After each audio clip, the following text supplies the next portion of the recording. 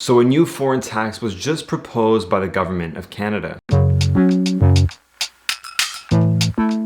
What's going on, you guys? Welcome back to another video. If you're new here, my name is Nav and I'm a real estate agent here from Toronto, and I talk about personal finance, investing, entrepreneurship, and a whole lot more. If you guys enjoy content like this, then make sure to smash that like button, hit the bell, and hit the subscribe button so you guys can keep up with the latest content. So while all this money has been pouring into the economy like it's raining money at this point, we all figured that the government is gonna start to recuperate all this money somehow. And of course, it's always gonna be the taxpayers' money. Well, the federal government just proposed their first new tax ever since this pandemic has started, and it's targeting specifically foreign investors.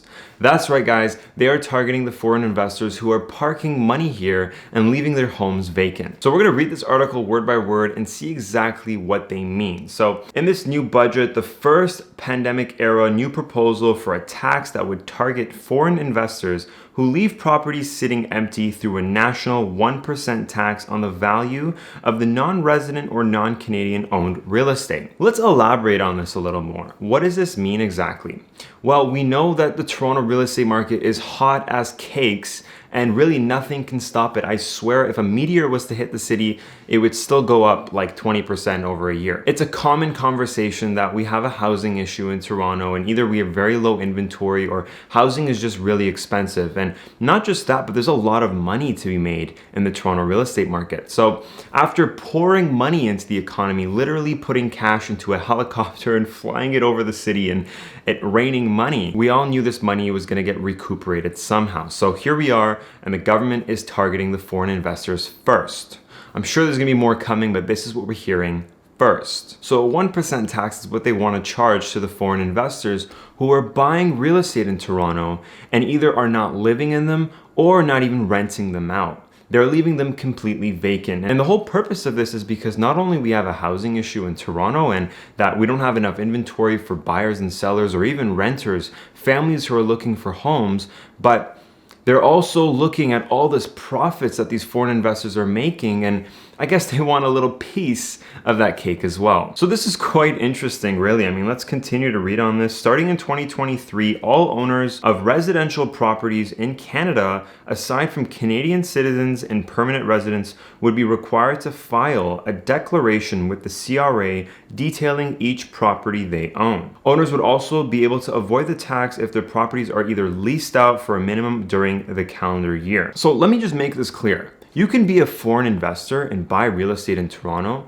and rent it out and still make money and not pay this tax as long as you're either renting it out or living in the property. But if you're gonna leave it vacant, then you're taking away a home from another family. So there we go. You gotta pay a 1% tax. Let me help you visualize exactly how much 1% is. The average home in Toronto right now is averaging over $1 million. And let's just say you're buying a detached somewhere in York region for $1.5 million.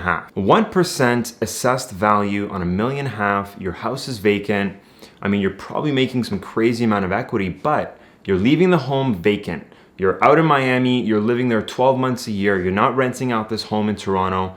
You're paying 1% tax on this home now. You're paying $15,000 a year to the federal government for owning a house in the city. So a lot of you guys are probably gonna ask, I mean, Nav, what's your opinion on this? How is this gonna affect the market?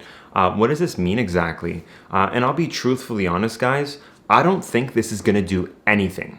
I don't think this is gonna stop foreign investors. We already saw a foreign investors tax introduced in 2017, where foreign investors had to pay 15% additional taxes on the purchase price because they're foreign investors, and they're still buying up all the real estate here in Toronto because they see so much potential. So really, what's an additional 1% a year? I mean, think of it this way. If you're making 7% year over year, now you're just making 6%. Big deal. You're still making a lot of money. So my opinion really is that I don't think this is going to affect the real estate market at all.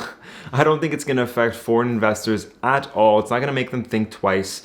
It's really just a way for the government of Canada to just start recuperating all this cash that they've given into the economy. It's estimated that between the year of 2022 to 2026, this new tax is going to generate over $700 million of revenue for the government. That's not a lot of money. I mean, that's not even going to cover all the potholes we have in the city. So I mean, I guess they're onto something, but for now, it is proposed. I don't think it's going to do much damage at all. I think foreign investors are going to continue to buy up Toronto real estate. And I think we're still going to see prices go up year over year. So that's my take on this new tax. Remember, it is proposed, but it's possible it is going to go through. I think the government's going to start to step into the market and take a little bit of money from everyone here and there and start to recuperate all this cash that they've been handing out. So there we go, guys. That's the new proposed tax here. If you guys enjoyed this video, make sure to smash that like button, hit the bell, hit the subscribe button, and I'll see you guys in the next video. Peace.